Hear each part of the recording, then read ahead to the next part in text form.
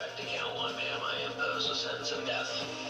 New developments at noon. A mother sentenced to death for starving her stepdaughter. The big change after jurors announced they had reached an impasse. Live, local, late breaking. This is Channel 2 Action News at noon. Coverage you can count on.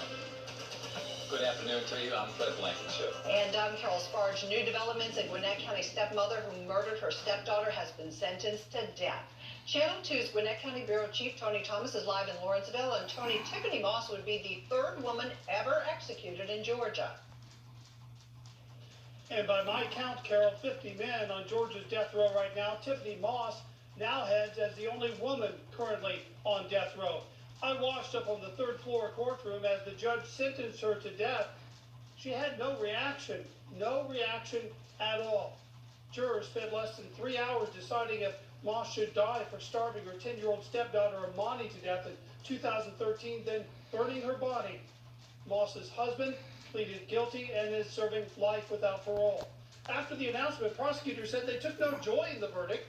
Amani's paternal relatives walked out saying justice had been done. Absolutely. Why do you say that? God, he did it. God, just give it all to God. It's certainly one of the worst cases I've ever experienced, factually.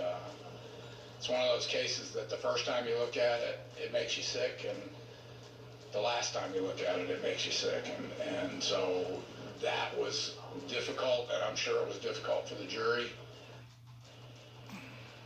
Tiffany Moss represented herself during this death penalty trial and put up no defense at all. Now, appeals are automatic in death sentences, but it's unclear if Moss will actually ask or want any legal help through any of it. It's unclear how long these appeals in this particular case might last.